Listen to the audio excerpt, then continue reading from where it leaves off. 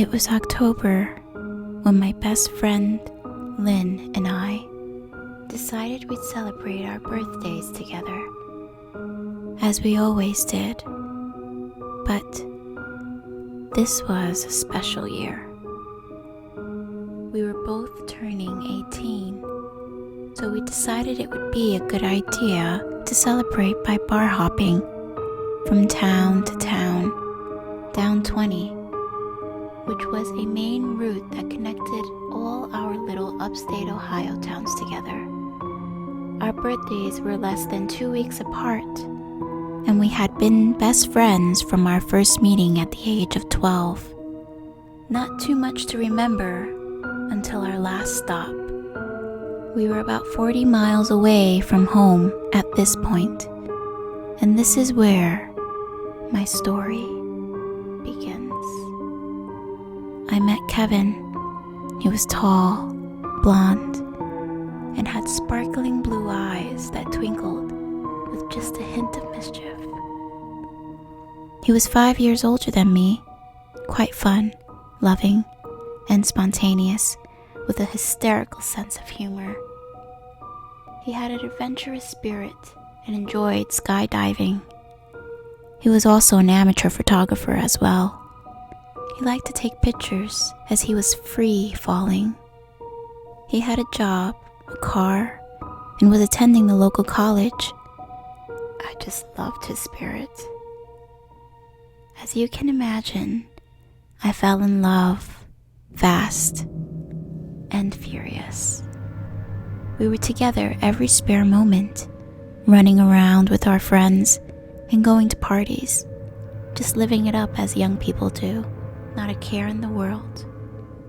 If a great song came on the radio, he'd pull the car over and dance in the street.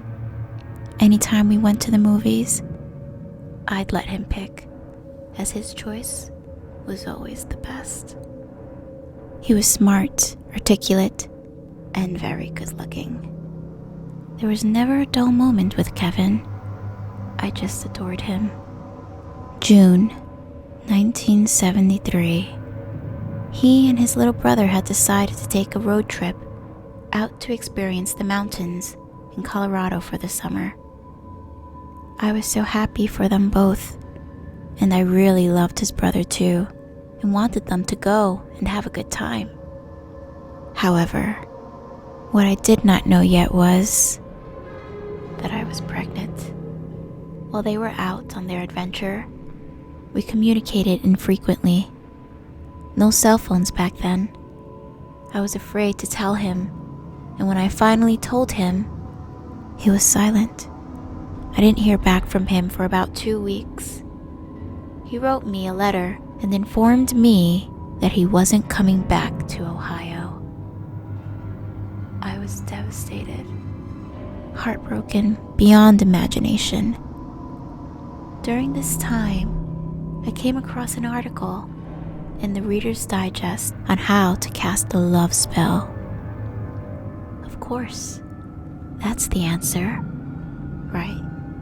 I was diligent and casted this spell every single day for several months. Through tears and intense emotional upheaval, I had never experienced such pain in my life. Well, except when Shep, our family dog, died when I was 16. One night, I had slept on the couch and suddenly woke up at 6 a.m. Fully awake, I said to myself, "He's back."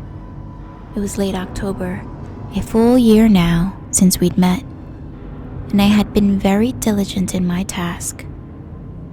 Now, I do believe that this was a supernatural experience because this is not now nor ever the way I wake up.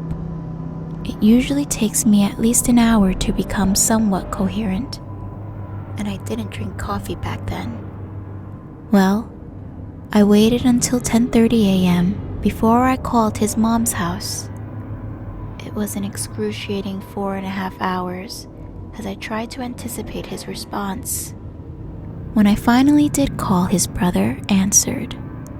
I just knew he was back though. I cannot tell you how it was that I knew. I just did. I still know things somehow that I should have no way of knowing. I guess it's more of a feeling. I guess I feel knowledge in my spirit. It's weird and hard to explain. But anyway, after speaking with him, he drove the 40 miles and came to see me. I don't know what went through his mind. I was very pregnant and had gained 50 pounds, but everything seemed to be all right. He moved in with me right then and there, got a job, and the baby came. What a darling little boy he was, and the apple of our eye. At first, I did not notice the changes in Kevin. They were very subtle at first, but soon he became very stressed, quit his job, started doing major drugs and alcohol, and spent more and more time away from home. Now, we had done our fair share of partying, let me tell you, but this became way out of hand. And maybe, now that we had a baby, I wasn't so much fun anymore since I took my responsibility as a parent very serious, and I didn't run around and party anymore. When he was home, nothing was right. He imagined all sorts of things and became very distrustful. He did things that were out of character for him and became paranoid. He drove me crazy right along with him as I watched him spiral downward into madness. My point, you see, like Gage Creed, he wasn't the same person that came back. He was completely changed. He was no longer fun. He enjoyed psychological head games. I guess maybe this was some sort of testing ground. I don't know how he did it, but man, he had my mind so messed up. We even went to counseling, thank God. They kept him at the institution for a while. I was relieved at the time because I badly needed a break from him. But they could not help him. You see, it wasn't until much later that I realized that he had been possessed by demons. And I do believe there was more than a few. The last time I saw him before I left for good, he was unrecognizable. He emitted an indescribable odor that was so offensive but was not a normal odor. His knees were larger than his thighs, and you could see every rib protruding from the back or front. His eyes had dark circles and were sunk into his head, and he looked absolutely haunted. He looked like a person who had been in a concentration camp. I remember looking at him in amazement that he was actually still alive. I was finally able to escape by taking my children and moving to the middle of the US, where I knew no one. I did see him again sometime later. He had put on a small amount of weight, although his mind was still the same as when I had left. God forgive me.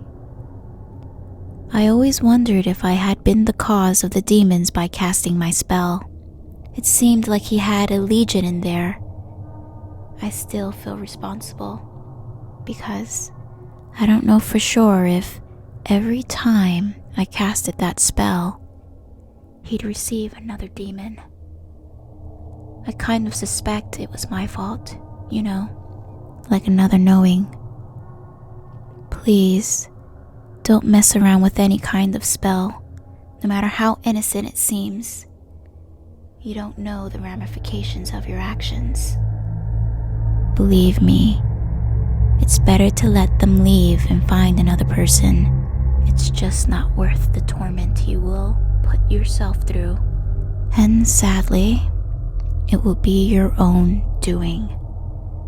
The reason I've decided to share this is, maybe I can get some peace knowing that my story has helped at least one person escape what I experienced. I lived with this my entire life. Let this be your warning.